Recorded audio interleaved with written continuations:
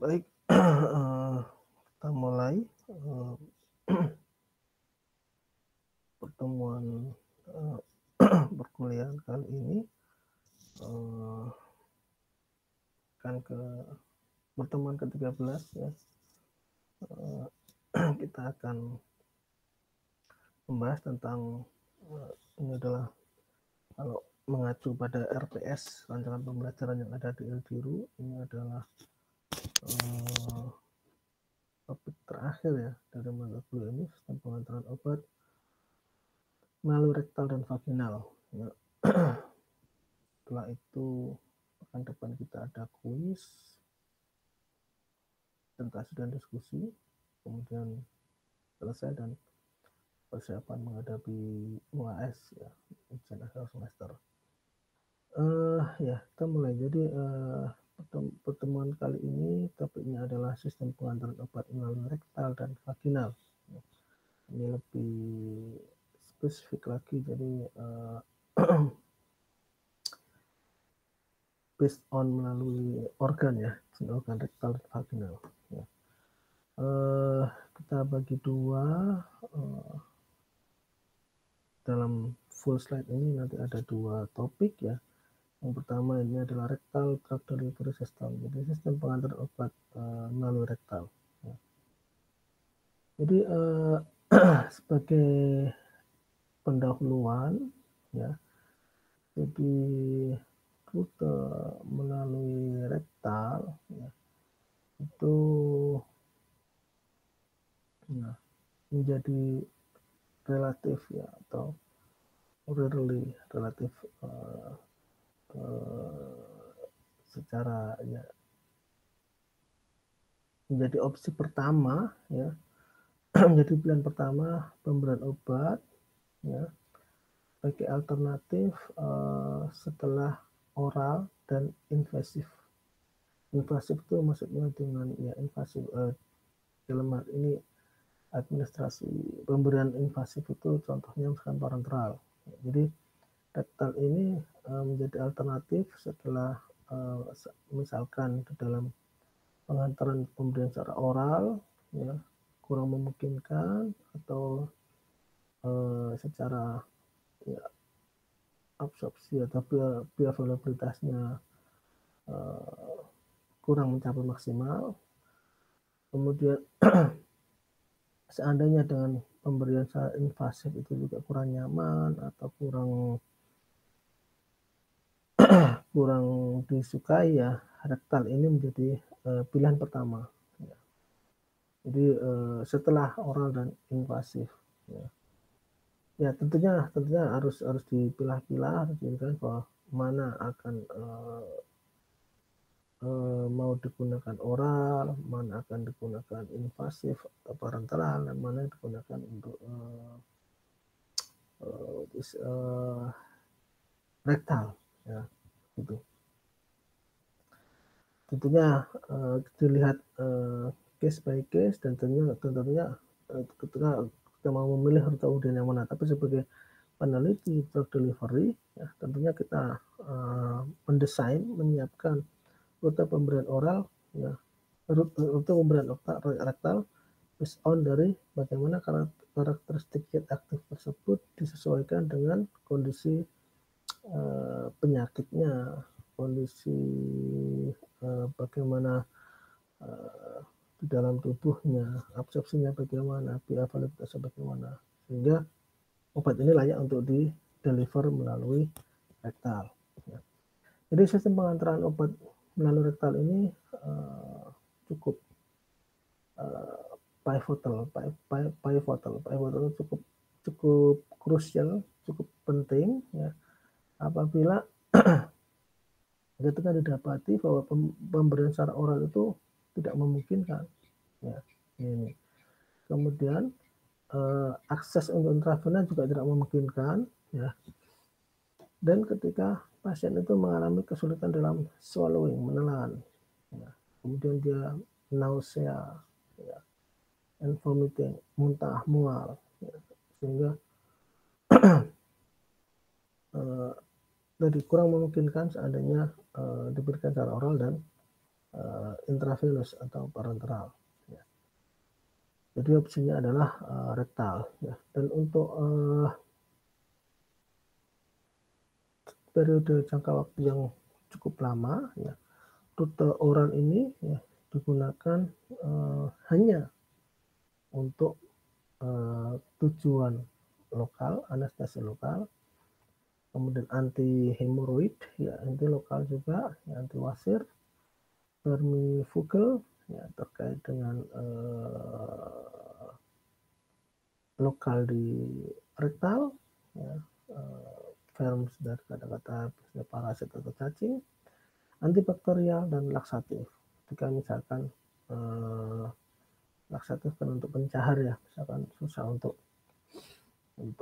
BAB ya. Jadi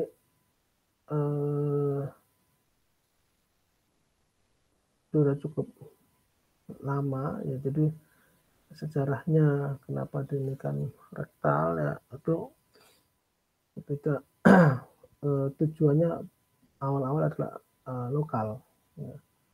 Jadi setelah dipertimbangkan menggunakan oral sementara tujuannya adalah di sekitar rektal, jalurnya cukup panjang, dan ketika tadi misalkan secara intravena tidak memungkinkan ya, sehingga diberikan lokalnya melalui rektal. Ini adalah gambaran dari anatomi dan fisiologi dari rektal. Ya, ini gambarannya ya. Ini superior rektal vena, gugus kelompok superior dari submukosa dari vena ini ya, superior muscular plexus ya, sini banyak pembuluh darah di sini ya. Kemudian middle rectal vena kan pembuluh darah vena ya, middle rectal vena ya. Nah, ini interior rectal vena, ini pembuluh vena semua ya. Dan ini adalah ya, ini tempat ya, ini adalah muara atau ujung dari vena. Ini gambar vasculature of rectal dari manusia ya. Ini gambarannya. Jadi rektum atau rektal itu adalah organ yang hollow, yang berongga ya, yang terdiri dari yang merupakan bagian akhir dari usus besar dan panjangnya sekitar 12-18 cm secara distal. Ya. Dinding rektal ini dibentuk oleh suatu epitel ya, yang ini ketebalannya satu layer, satu lapis, dan terdiri dari sel-sel silindris ya, dan sel goblets yang ini dapat mensekresikan mukus ya. Ada banyak mukus kan di sini ya. Ya, luas area permukaan ini tersedia untuk absorpsi obat dalam luas area permukaan yang tersedia ya, yang dapat digunakan untuk absorpsi obat di dalam rektal ini sekitar 200-400 cm persegi. Relatif cukup luas ya, 200-400 cm persegi ya.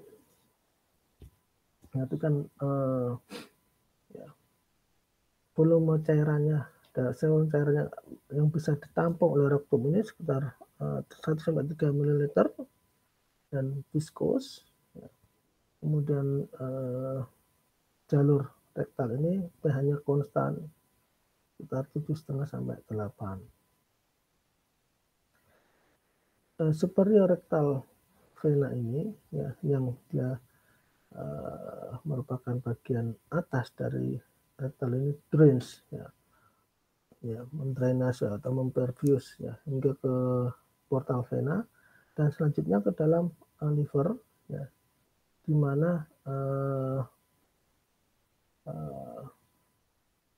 middle dan inferior dari rektal vena ini drains ya, mendrainase lagi bagian bawah dari rektum ya. Ini secara anatomi dan fisiologi. Ya, pemberiannya adalah sini ya, ya, dari luar rektum ya, dari dalam kan nanti ini dari dalam yang masuknya dari oral kan, oral, lambung, oral, kerongkongan, lambung, usus halus, usus 12 jari, usus besar, kolon, kemudian ujungnya ke rektal, bagian akhir dari saluran pencernaan rektal. Nah, tadi di pendahuluan sampaikan bahwa rektal ini sudah cukup lama digunakan untuk pemberian secara lokal, ya. Ada lokal anestesi, ada anti hemoroid, ada laksatif, ada vermifugal, ya. Apa saja sih kelebihan atau ya kelebihan atau keutamaan dari sistem pengantaran upacara rektal ini? Ya, di antaranya yang cukup banyak, di sini ada 9. Ya. Yang pertama dia mengiritasi perut dan iritasi terhadap perut dan usus kecil terkait dengan sifat ya dari beberapa obat tertentu itu dapat dicegah. Ya. Jadi misalkan kayak aspirin, NSAID, non-steroid anti-inflammatory drug, seperti aspirin, ibuprofen, naproxen. Ini ketika obat-obat ini diberikan secara oral, ya, itu dia punya, kalau ini kan asam ya, relatif asamnya lumayan kuat. Ini obat-obatan ini dapat mengiritasi ya lambung dan usus kecil. Nah, dengan pemberian rektal ini, proses ini, iritasi lambung dan usus kecil ini dapat dicegah, dapat diantisipasi. Dan yang kedua, ya peningkatan absorpsi, ya ini dapat ditingkatkan di sini, ya terutama untuk obat-obat yang memiliki bobot molekul yang kecil, ya, protein dan peptide. Jadi dikarenakan dia langsung dimasukkan ke melalui rektal, tidak melalui jalur yang panjang ya dari mulut, kerongkongan, lambung dan hingga ke rektal dengan cukup panjang ya. Sehingga dengan melalui rektal ini dapat terjadi peningkatan absorpsi ya, terutama untuk obat-obat yang diketahui ya absorpsinya melalui oral itu tidak terlalu bagus dikarenakan bobot molekulnya rendah ya, terus makromolekulnya juga protein peptide yang dia mudah terdegradasi dengan adanya enzim sehingga absorpsinya rendah. Ini dapat ditingkatkan dengan pendekatan rektal drug delivery system. Selanjutnya ya kontak ya hubungan atau kontak dengan cairan digestif, cairan pencernaan ini dapat dicegah sehingga melalui rektal ini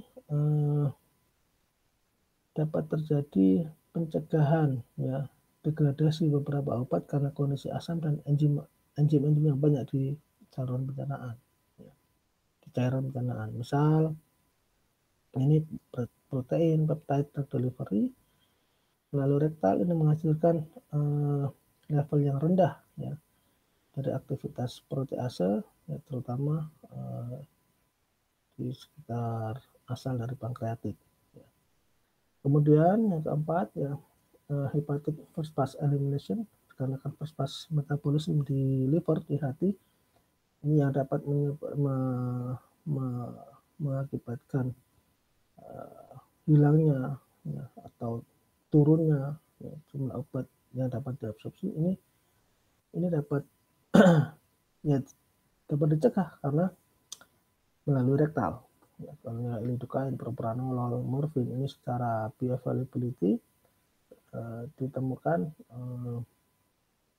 karena lidocaine, propranolol, morfin absorpsi bioavailability-nya secara oral sangat dipengaruhi oleh first pass elimination, first pass metabolism di hati, sehingga bioavailabilitas lidocaine, propranolol, morfin ini cukup lebih tinggi diberikan atau dapat diberikan secara rektal lebih baik ya, karena faktor itu. Kemudian dengan rektal juga ada kemungkinan dapat mengendalikan pelepasannya, ya. Jadi dapat lajunya. Jadi laju pemberian obat melalui rektal ini dapat dikendalikan. Kemudian yang ke-6, ya, penghantaran obat melalui rektal ini sangat, ya, ini berguna, ini sangat kontributif, ya, sangat berguna, sangat berperan untuk pasien-pasien yang pediatrik, anak-anak, geriatrik, lansia, dan pasien-pasien yang tidak sadarkan diri, ya, yang mempunyai kesulitan dalam menelan obat-obat yang diberikan secara oral, ya. Jadi ada beberapa pasien di antara pasien pediatrik, ya, geriatrik, dan pasien-pasien yang tidak sadar itu kan agak kesulitan ketika diberikan secara oral, ya. Sehingga salah satu alternatifnya adalah diberikan secara rektal. Kemudian ketika intake, ya, obat-obatan itu yang diberikan secara oral itu restricted, ya, terbatas, ya, seperti dikarenakan studi X-ray, ya, sebelum pembedahan, ya, atau pasien-pasien yang memiliki, ya, kondisi atau penyakit di atas saluran pencernaan atas, saluran pencernaan bagian atas. Rektal ini menjadi alternatif yang cukup bagus, ya, untuk obat-obat yang memiliki karakteristik atau kondisi seperti ini. Kemudian yang ke-8, pengantaran obat ini dapat di stop, dapat dihentikan dengan mengganti, ya, obatnya, dan absorpsi obatnya dapat secara mudah diinterupsi, ya, dalam kasus tertentu, misalkan overdosis atau percobaan, ya, bunuh diri, ya, ini dapat dicegah, ya. Lalu yang terakhir, yang ke-9 di sini, ya, obat yang secara tradisional itu hanya dapat diberikan secara parental, ya. Ini secara parental ini juga dapat diberikan secara rektal, parenteral. Jadi obat secara tradisional yang hanya dapat diberikan secara parenteral, ini juga dapat dimungkinkan diberikan secara rektal.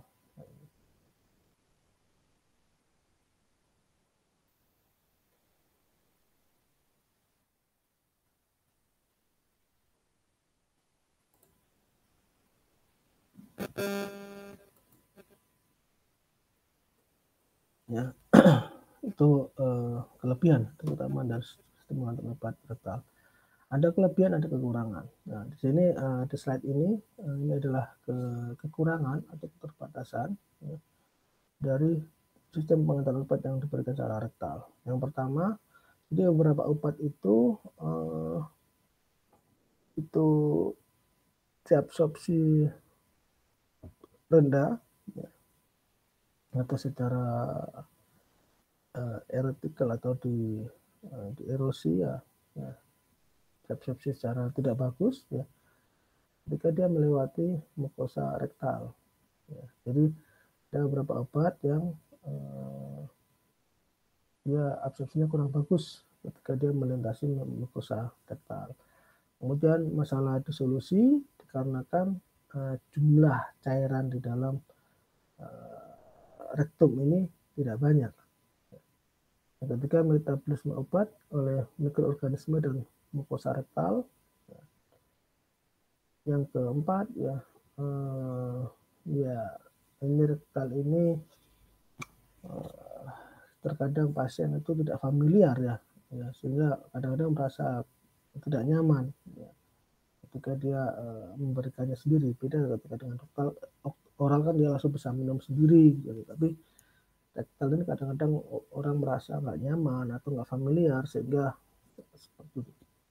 seperti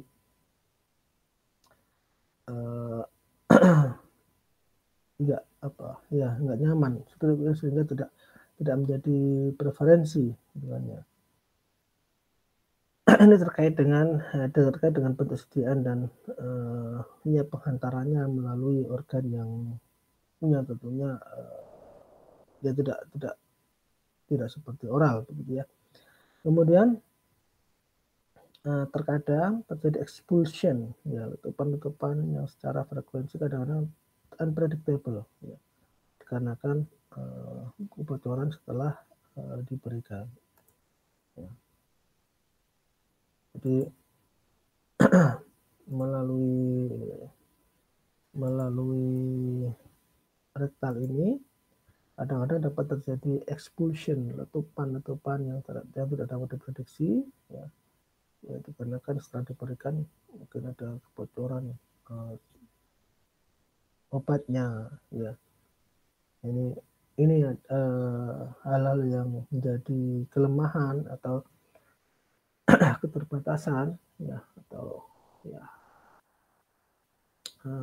tantangan challenge terkait sistem pengantaran obat melalui rektal. Nah, kemudian bagaimana sih absorpsi obat di rektal itu? Ya, jadi absorpsi obat melalui epitel rektal itu melibatkan dua rute transport. Yang pertama melalui rute transselular dan rute paraselular. Ya. Jadi mekanisme uptake dalam melalui rute transselular ini tergantung kepada lipofilisitas obat, ya, sementara rute paraselular yang merupakan difusi obat ini melalui suatu space di antara sel-sel epitel. Ya.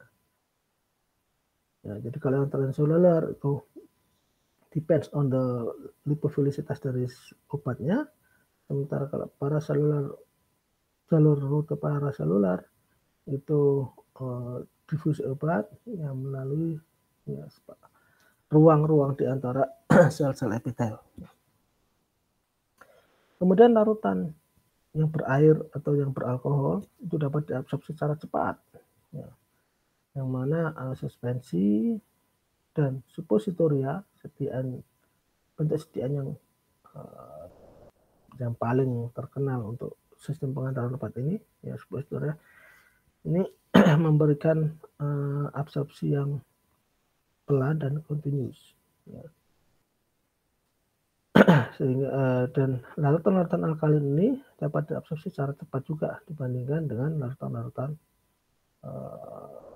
basah, asam, ya. Larutan basah dia diabsorpsi lebih cepat dibandingkan larutan-larutan asam, ya.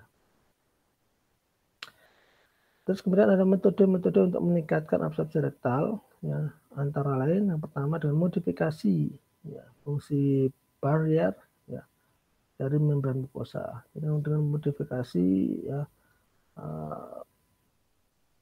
formula obat kita, ya, terkait ketika menghadapi kontak dengan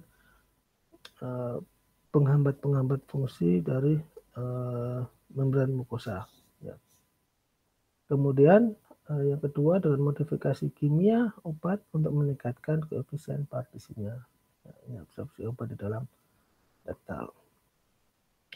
Lalu faktor-faktor apa saja yang mempengaruhi absorpsi obat dari rektal? Yang pertama ada faktor-faktor fisiologis. Faktor-faktor fisiologis antara lain ada kandungan kolon. Jadi obat memiliki kesempatan yang lebih besar, ya, untuk diabsorpsi ketika rektalnya itu kosong, ya.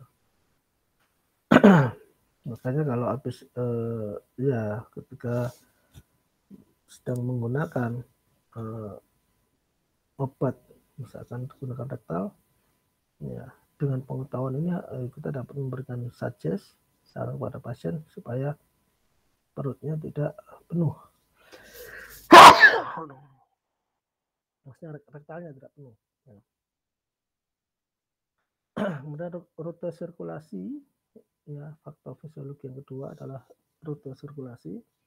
Jika obat diabsorpsi dari hemoroid, ya, vena hemoroid yang bagian bawah, ya, ini akan directly, ya, mengambil obat itu dan membawanya ke vena cava inferior. Kemudian yang ketiga pH dari cairan rektal, ya, dari asam-asam yang lebih lemah dan basah itu akan lebih siap untuk diabsorpsi daripada bahasa asam yang lebih basah, yang lebih kuat atau bahasanya, dan yang dia terionisasi secara banyak terionisasi. pH ya, jadi kandungan kolon, rute sirkulasi, dan pH dari cairan rektal. Faktor kedua adalah faktor-faktor fisiokimia ya. Ini bukan ini fisiko ya, kimia.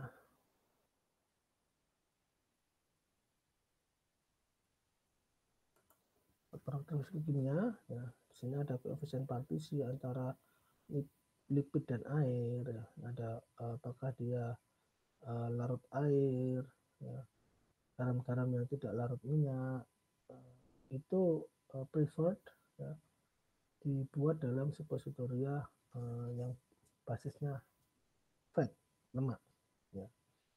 Kemudian faktor fisikokimia yang lain adalah derajat atau level derajat ionisasi ya. Obat-obat yang tidak terionisasi itu dapat diabsorpsi cukup bagus, cukup tinggi. Dan yang ketiga, ukuran partikel ya. Semakin kecil ukuran partikel, itu akan menghasilkan absorpsi yang greater, yang lebih besar, lebih bagus. Ada beberapa hal yang dapat dilakukan untuk meningkatkan absorpsi ya obat di rektal ya. Di antaranya dengan menggunakan senyawa-senyawa derivatif enamin. Jadi absorpsi asam amino di dalam suatu larutan berair dengan yang mengandung etil asetoasetat dapat meningkatkan meningkat dengan adanya peningkatan pH. Kemudian menggunakan salisilat dan turunannya ini dapat meningkatkan absorpsi rektal ya, dari antibiotik hidrofilik dan polipeptida. Kemudian asam lemak ya. Asam lemak dengan rantai panjang rantai yang medium itu absorpsinya dapat meningkatkan adjuvan untuk antibiotik ampicillin dan antibiotik hidrofilik. Lalu yang keempat, senyawa-senyawa yang dapat pengkilat yang cukup kuat ya, contohnya ETA, etilen diamin tetraamin ya, ETA ya, ETA. Ini dapat meningkatkan transport ya, dari antipirin dan juga phenol red. Antipirin ini bobot molekulnya lebih kecil dan phenol red ini bobot molekulnya lebih besar ya. Jadi dengan senyawa-senyawa pengkelat yang cukup kuat. Lalu absorption ya, peningkat absorpsi ini dapat juga dengan menggunakan tambahan inhibitor protease. Misalnya aprotinin, tripsin, pasitrasin, purumisin, pestatin, dan garam-garam empedu seperti natrium glikolulat ya.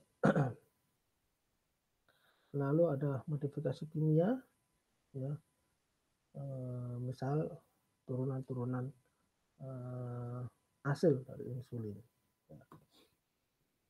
Aplikasi rektal drug delivery system ya. Jadi diantaranya dapat memberikan pemberian untuk obat-obat anti epilepsi secara rektal. Jadi first pass metabolism dari obat-obat anti epilepsi ini dapat dicegah ya. Jadi obat epilepsi ini first di antara first optionnya adalah menggunakan rektal ya, karena beberapa atau kebanyakan dari obat-obat anti epilepsi itu melalui proses atau dia mengalami proses first pass metabolism atau first pass effect ya, sehingga rektal ini dapat menjadi pilihan untuk obat-obat anti epilepsi. Larutan diazepam yang diberikan secara rektal ini dapat diabsorpsi secara cepat dan komplit ya, dengan konsentrasi plasma puncaknya dapat diperoleh dalam waktu 5-15 menit.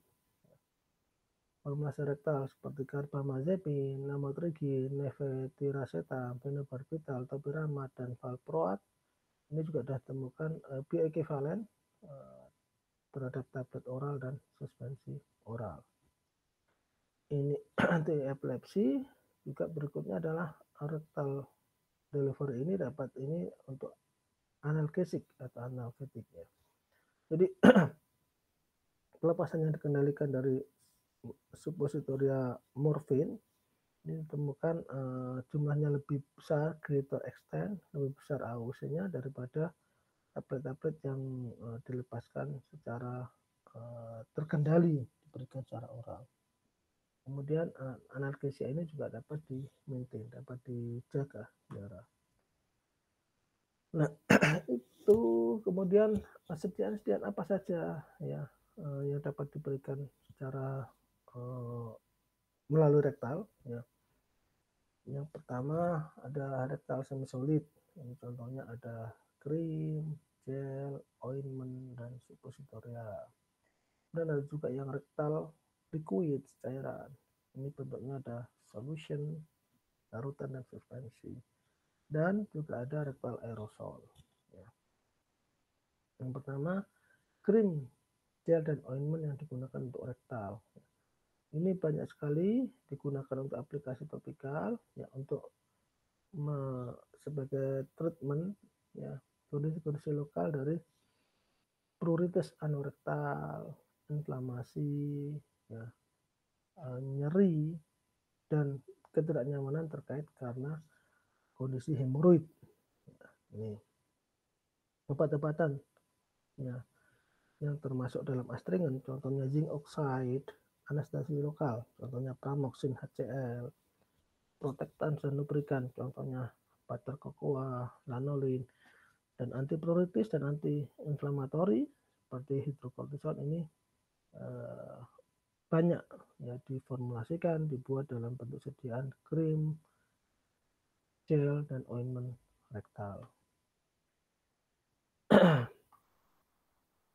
Krim, gel, dan ointment rektal ini basis yang digunakan dalam krim anorektal dan ointment ini termasuk kombinasi dari polyethylene glycol 300 dan 350 ya.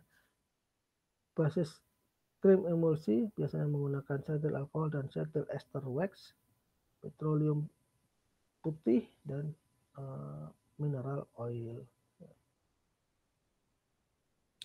Pengawat-pengawat seperti metil paraben, propil paraben, benzyl alkohol, dan butylated hydrocortisol (BHA) juga digunakan.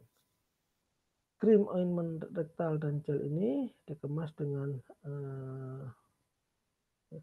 tips plastik yang terperforasi spesial untuk produk yang diberikan masuk ke dalam rektal. Ini gambarannya ya krim rektal dan aplikator untuk ointment ya. Ini jadi ada ini didesain dengan menggunakan plastik tips tertentu ya. Jadi untuk dapat mendeliver ya sebagai alat bantu untuk mendeliver, untuk membawa obat ini masuk penetrasi melalui rektal atau anus ya. Nah, kegunaan dari gel, foam, busa, atau ointment untuk administrasi rektal ini dapat memberikan keuntungan, terutama apabila dibandingkan dengan formulasi cairan.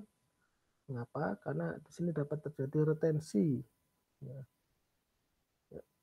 Itu karena gel, foam, ointment kan ya, jadi dia tidak langsung dissolve, tidak langsung terdisolusi, tapi di sana ada retensi, ada tertambat dulu ya, di rongga ya, rektal ya, yang kemudian dapat mengurangi faktor masalah kepuasan dari pasien.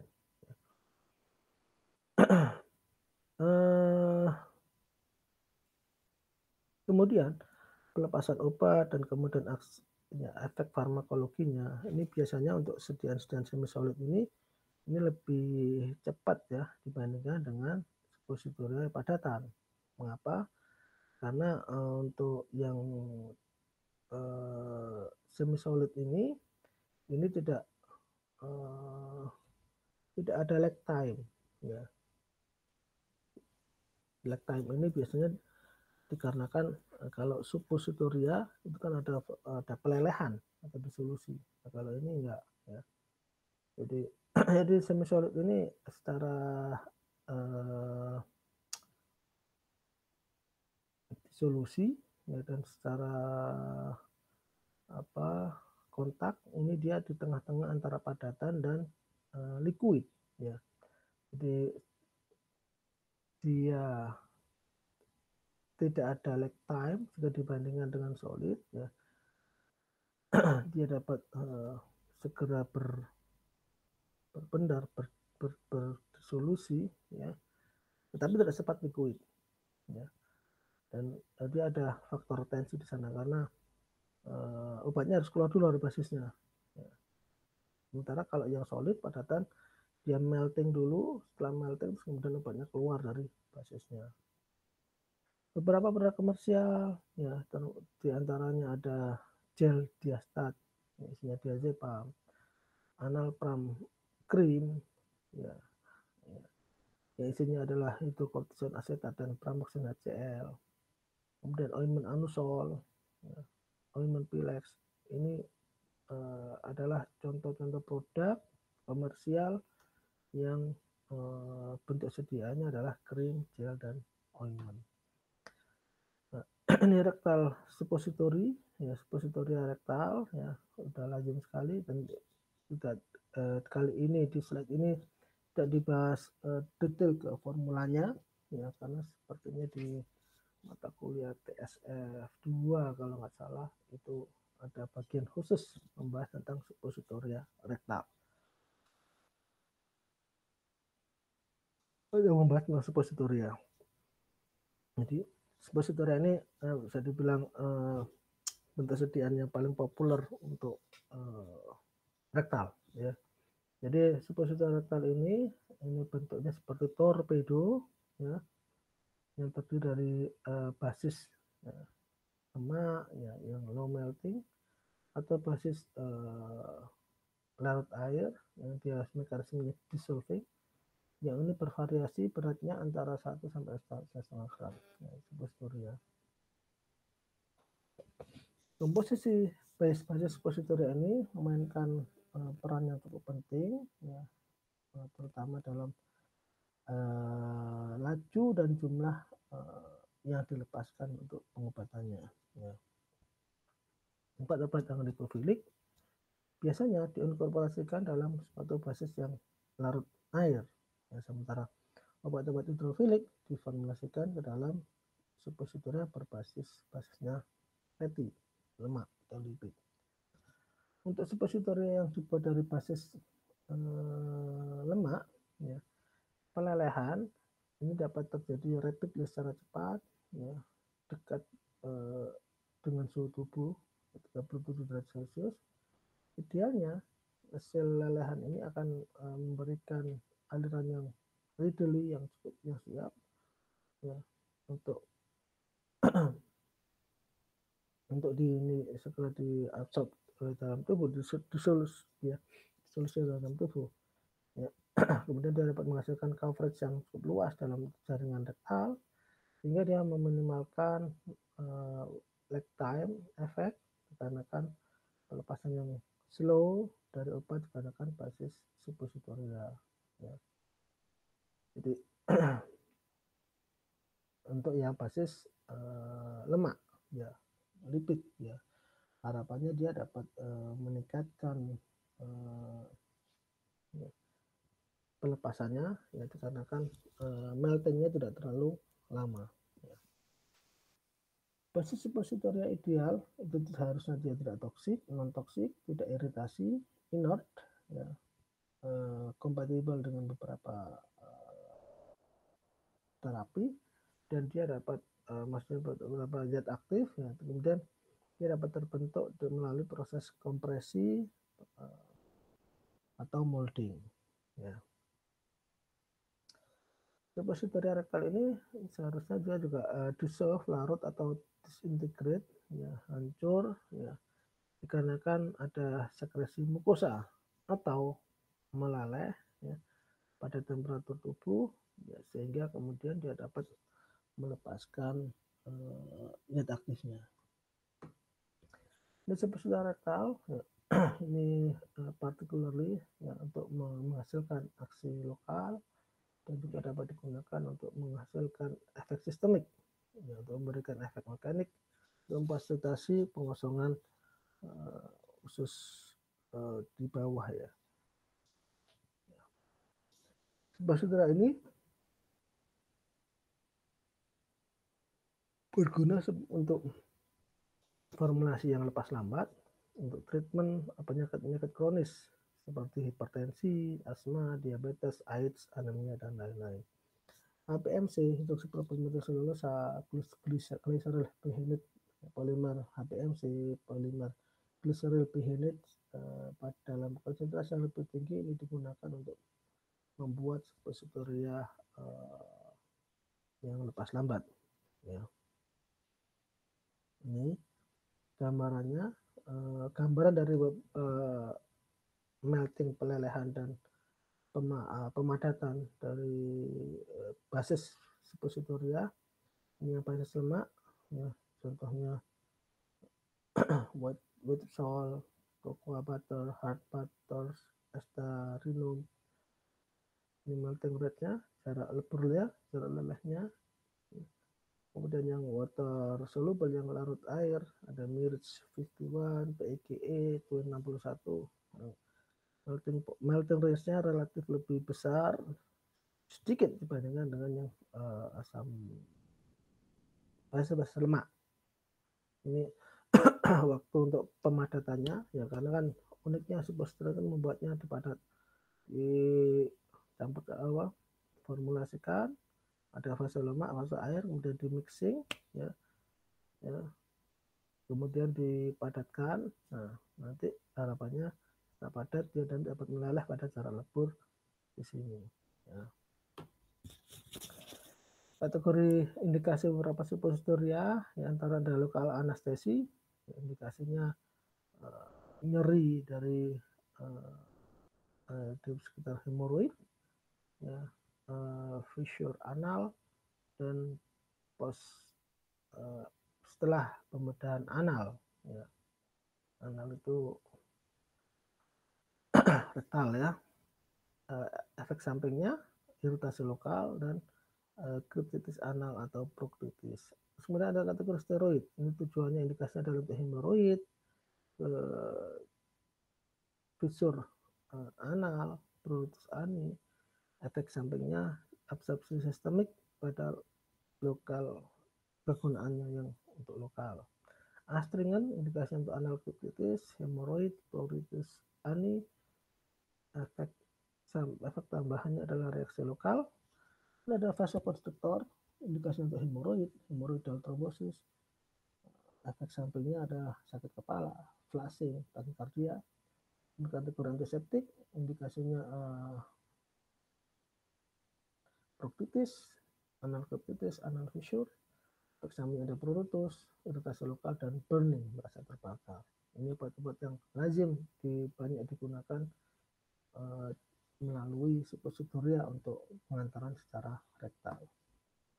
Ini ada rektal liquid, ya, jadi larutan rektal, suspensi, ya, atau enema retention, tensi enema yang dia menghadirkan atau mewakili pentersediaan rektal yang aplikasinya sangat terbatas, ya, cukup besar dikarenakan ketidaknyamanan penggunaan dan kenyamanan pasien yang relatif rendah. Ya.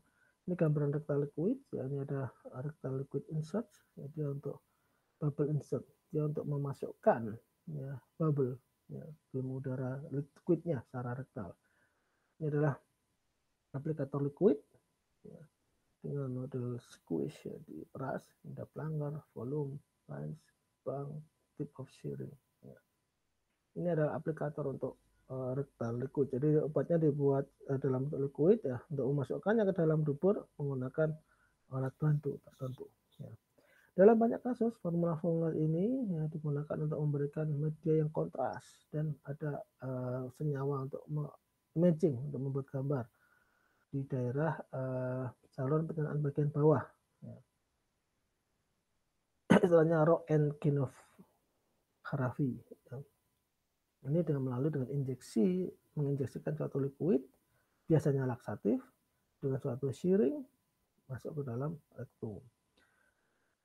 Obat-obatannya ini diinkorporasikan dalam suatu basis seperti butter cocoa yang kemudian dia leleh melebur ya, pada temperatur temperatur tubuh, kemudian masuk ke dalam salah satunya ya, tentunya adalah gelatin yang tergliserinasi atau polyethylene glikol yang kemudian dia larut secara pelan-pelan di dalam sekresi mukosa. Kemudian ada juga retensi enema, jadi obat-obat seperti hidrokortison yang memberikan efek lokal atau aminofilin, efek sistemik, ini digunakan pada menggunakan pentersediaan ini. Lalu ada aerosol rektal, ya aerosol rektal atau busa, produk busa ini biasanya dengan ditemani aplikator untuk memfasilitasi pemberiannya. Ya. Aplikatornya di attach ya, dibersamakan dengan wadah dan yang sudah terisi dengan yang dapat mengukur ya dosis dari produk. Ini gambarannya ya, rektal aerosol ya, ada produknya hidrokortison asetat, ya, rektal foam, rektal busa untuk rektal, resiper only ya. Ada aplikator yang mengandung busa, ya, ada nose ya untuk keluarnya aerosol, ada flank, ada cap tutupnya, ini container, ada plunger, ada barrel sayapnya, ada fill line, ada barrel, ada tip. Rektal aerosol atau produk ini ya, aerosol yang dosisnya terukur ya, ini juga tersedia dan di inserter masuknya ya, ini dimasukkan ke dalam anus dan kemudian plunger di push ditekan untuk mengantarkan produk obatnya. Beberapa aerosol rektal yang sudah ada di pasaran ya, ada antara lain Proctoform HC ya, ada Pramoxin dan ada Cortiform hidrokortison dan lain-lain. Kemudian ini adalah conclusion dari rektal delivery system ya. Jadi pemberian rektal ini benar-benar dieksplor sebagai sistem pengantaran obat yang potensial ya, terutama terkhusus untuk obat-obat yang dia terlalu iritasi untuk usus atau yang dia mengalami first pass metabolism cukup ekstensif, cukup efeknya cukup banyak ya. Atau maksudnya setelah di first pass metabolism kuantitasnya jadi berubah, konsumsi berubah, dan ini rektal ini menjadi the first option. Kemudian sistem pengantaran obat rektal ini menawarkan kepada pasien suatu pilihan yang less invasive, kurang invasif. Ya. Kemudian obat dapat diberikan dalam untuk kondisi pasien-pasien yang tidak sadar dan pediatrik. Pengantaran obat rektal ini memiliki keuntungan antara lain dapat terjadi peningkatan absorpsi obat dengan menggunakan enhancer, dan ini berguna untuk formulasi obat yang sustain release, yang lepas lambat, yang lepas berkelanjutan, untuk pengobatan long term, terutama untuk penyakit kronis yang ya ini masih cukup challenging ya, terutama ketika untuk kronis dan melibatkan beberapa senyawa. Ya. Itu. Kemudian next kita masuk ke vaginal drug delivery system. Ini sejarahnya, ini juga sistem pengantar obat melalui vagina ini juga sudah digunakan cukup lama, ya. Ketika awal-awal farmakoterapi mulai ditemukan, ya, didokumentasikan pertama kali sekitar abad 19. Awalnya, ya, vaginal drug delivery system ini digunakan untuk treatment lokal, ya, dan kemudian dengan penelitian yang terus-terusan, ya, sejak abad ke-20 ini mulai juga dikembangkan sistem pengantaran obat melalui vaginal ini yang diharapkan dia dapat terabsorpsi dan dapat atau dapat digunakan untuk treatment efek yang sistemik. Jadi vagina adalah organ khas wanita yang dia mempunyai fungsi khas wanita untuk sistem reproduksi. Vagina ini juga menjadi tempat untuk rute pemberian obat khusus, ya, untuk wanita terutama, dan sistem pengantar obat vagina ini digunakan untuk aksi lokal area di vagina, sistemik, dan yang tertargetkan di uterus. Uterus itu di ya, organ terkait dengan pembuangan dari wanita. Ya. Ini ada anatomi dan fisiologi dari vagina. Ini ada vertebral column. Ya, ini ada oviduct, ada ovari, tempat ovum, ya, lalu ada fimbri, ini uterus tadi, terus ini cervix lahir, ini rektum, ya, tadi ini vagina di sini, ini anus, ya. Anus tempat masuknya, ini rektum, di daerah ini rektum, ini kelenjar urinary, ya. Kemudian ini papik bone, ya. Ini uretra, ini klitoris, ini labium minora dan labium majora. Coba dimasukkan ke sini, ya, vagina. Nah, makanya jadi lokal di sini dan juga untuk kondisi-kondisi tertentu uterus. Nah, awalnya tujuannya adalah kontak lokal, ya, karena dia juga diberikan secara oral, dia jalur cukup panjang, ya. Jadi jika ada kondisi-kondisi tidak sehat atau kondisi-kondisi penyakit sekitar ini dapat langsung diberikan secara vaginal. Kelebihan dari sistem pengantar obat melalui vagina ini antara lain, ya, dia dapat digunakan untuk kasus-kasus yang penyakit yang mual muntah, ya. Kemudian dia dapat mencegah, ya, iritasi lambung dan usus. Kemudian absorpsi obatnya dan onsetnya itu cukup cepat, ya. Kemudian penghentian obat itu dapat dilakukan secara easily, di stop, ya. Nah, aktivitas enzimatik itu relatif rendah dan dia dapat mencegah dari obat dari proses postpas efek atau postpas metabolisme di hati. Kemudian keterbatasan dari shortcomings dari sistem pengantar obat vaginal ini antara lain beberapa obat sensitif terhadap pH vagina. Ya, vagina relatif asam, ya. Kemudian beberapa obat dapat menyebabkan iritasi lokal vagina dan perubahan vagina dikarenakan siklus menstruasi. Ini juga menjadi challenge atau perbatasan, ya, atau ya menjadi perhatian. Kemudian juga ada pengaruh dari intercourse seksual, jadi ya, dari hubungan seksual, itu pengaruh juga terkait untuk kondisi di vagina. Kemudian tentunya spesifik hanya untuk wanita. Kemudian ya, higienis privacy. Ini hal-hal yang menjadi pemikiran, menjadi pertimbangan, menjadi challenge, menjadi keterbatasan ketika kita mau mendesain sistem pengantar obat secara vaginal atau mau memberikan obat itu secara vaginal.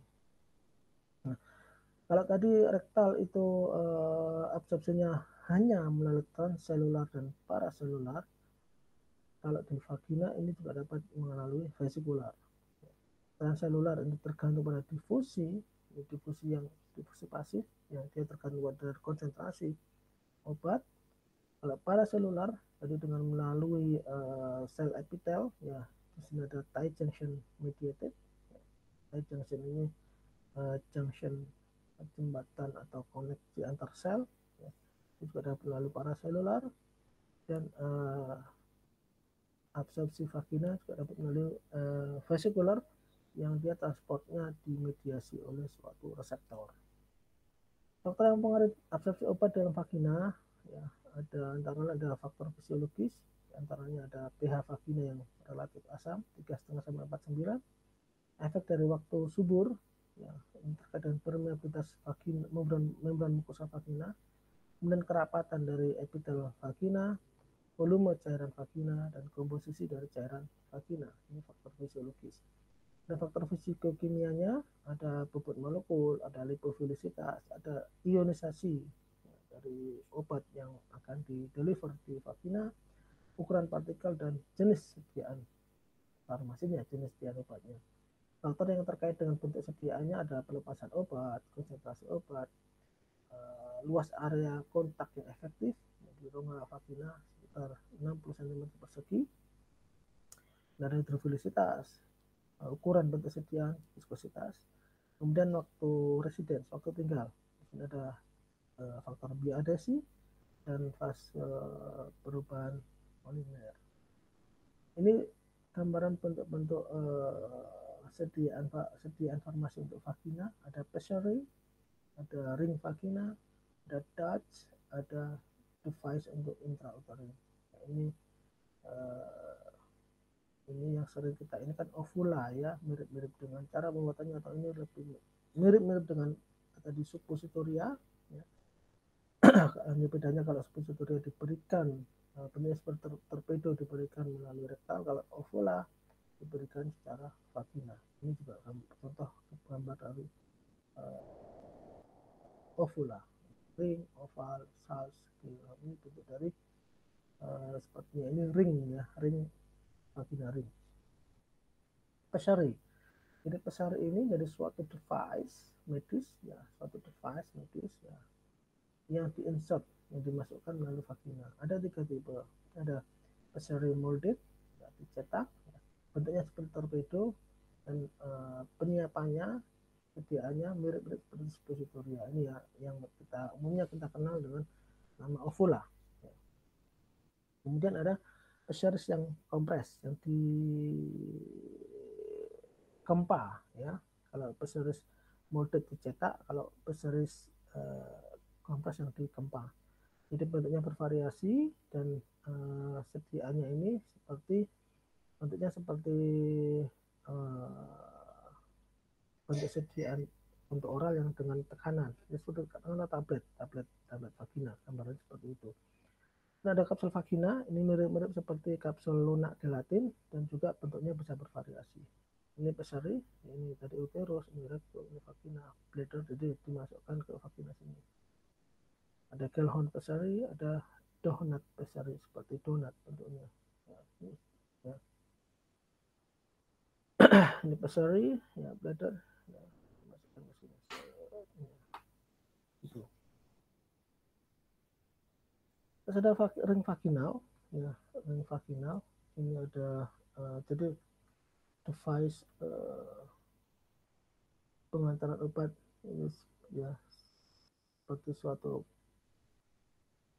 polimer yang bentuknya seperti donat, ya, untuk pelepasan yang terkendali dan waktu yang diperpanjang di vagina, ya, untuk sustain release misalnya vagina.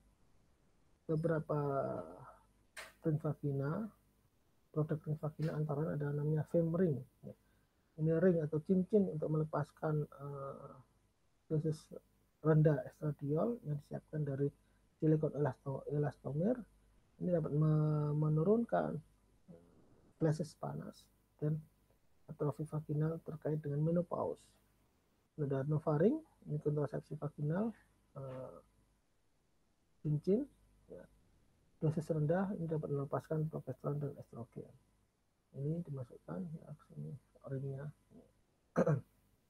Ini penampilannya di luar, sekitar diameter sekitar 4 mm, panjangnya sekitar 50 mm, 2 inch, dan dimasukkan di sini ring vagina.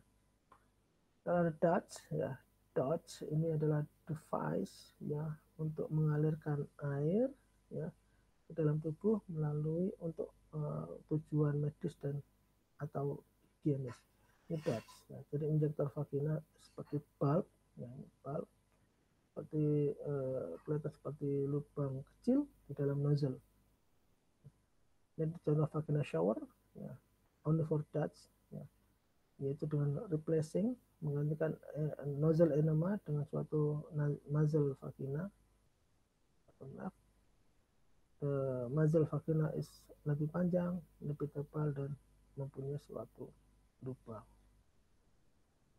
Lalu ada intrauterine device IUD, ya.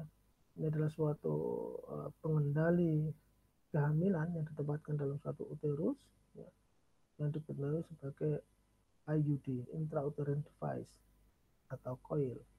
IUD adalah kontrasepsi yang paling banyak digunakan saat ini, ya. Dokter-dokter ya, dia akan memasukkan atau menarik alat ini, ya. Dan apabila seseorang tidak menghendaki untuk hamil, ya, IUD ini diinsersikan ke dalam uterus, ya, dan IUD ini dapat